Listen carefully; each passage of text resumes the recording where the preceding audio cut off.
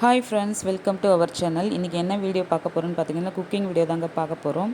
Prawn தொக்கு தாங்க செய்ய போகிறோம். சூப்பரான ஃப்ரான் தொக்கு செய்ய போகிறோம்.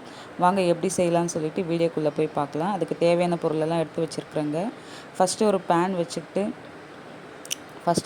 வச்சுட்டு அதில் தேவையான அளவு எண்ணெய் போட்டுக்கோங்க.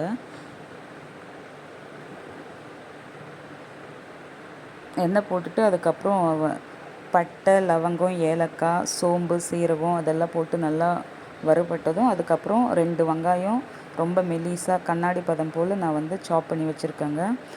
அது நல்லா கொஞ்சம் கோல்டன் கலர் வந்ததுக்கப்புறம் ஒரு சின்னதாக ஒரு பச்சை மிளகாய் கீறி போட்டுக்கோங்க.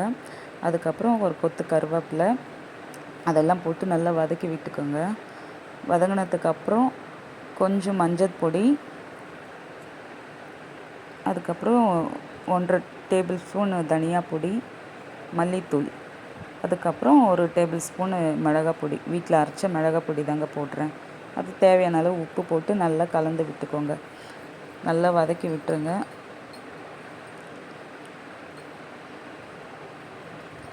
வதக்கினதுக்கப்புறம் 3 தக்காளிங்க, 3 தக்காளி நல்லா குட்டி குட்டியாக சாப் பண்ணி வச்சுருக்கேன். அதுவும் நல்லா போட்டு நல்லா வதக்கி விட்டுக்கோங்க.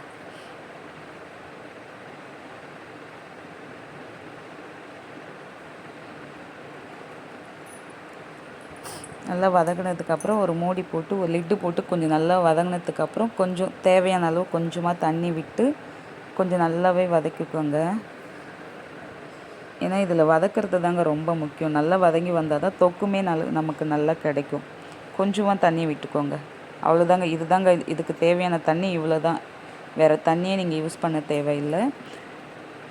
தேவையான அளவு தண்ணி அந்த ஒரு 1/4 டம்ளர் தண்ணி தான் நான் விட்டுருக்குறேன். அதுவும் தக்காளி கொஞ்சம் வெந்து வர்றதுக்காக நான் விட்டுருக்கேன். இந்த அளவுக்கு விட்டு நல்லா வதக்கி எடுத்துக்கோங்க. சூப்பராக இருக்குங்க. இந்த மாதிரி தொக்கு இந்த மாதிரி செய்து பாருங்கள். அடிக்கடிக்கு செய்கிறதுக்காக தோணும். பாருங்கள், நல்லா தக்காளி, வெங்காயம், பூண்டு, இந்த ஸ்டேஜில் இஞ்சி பூண்டு பேஸ்ட்டும் கொஞ்சம் போட்டுக்கோங்க. எல்லாம் வதங்கி வந்ததுக்கப்புறம் தான் இஞ்சி பூண்டு பேஸ்ட்டு போடணும். நீங்கள் வெங்காயம் கூடவே போட்டிங்கன்னா அடி பிடிச்சிடும் இஞ்சி பூண்டு பேஸ்ட்டு. நல்லா தக்காளி வதங்கினதுக்கப்புறம் இஞ்சி பூண்டு பேஸ்ட்டு கொஞ்சம் ஒரு டேபிள் ஸ்பூன் போட்டுட்டு நல்லா வதக்கி விட்டுக்கோங்க. நல்லா வதங்கினதுக்கப்புறம் பார்த்திங்கன்னா இந்த ஃப்ரான் பார்த்திங்கன்னா குட்டி குட்டி ஃப்ரான் தாங்க எடுத்திருக்கேன். சின்ன ஃப்ரான் தான் எடுத்திருக்கேன். சூப்பராக இருக்கும் இது டேஸ்ட்டு. பெருசாக எடுத்திங்கன்னு வச்சுக்கோங்களேன், ஒரு மாதிரி ஸ்மெல்லு இருக்கும். பட்டு ஒரு சில பேருக்கு அப்படி பிடிக்கும். பட்டு எனக்கு இந்த சின்ன சின்ன ஃப்ரான் தாங்க பிடிக்கும். சூப்பராக இருக்கும். இந்த டேஸ்ட்டு எந்த ஸ்மெல்லுமே இருக்காது. சாப்பிடவும் அவ்வளோ நல்லாயிருக்கும். நல்லா வதக்கி விட்டு அதுக்கப்புறம் ஒரு மூடி போட்டு ஃப்ரான்லேயே பாருங்கள் எவ்வளோ தண்ணி பிரிஞ்சு வந்திருக்கு. நீங்கள் தண்ணியே ஊற்ற தேவையில்லை. சிம்மில் வச்சுட்டு லிட்டு போட்டு மூடிட்டு இந்த மாதிரி ஓப்பன் பண்ணி பார்த்தீங்கன்னா இவ்வளோ தண்ணி வந்திருக்கும் ஃப்ரானில்.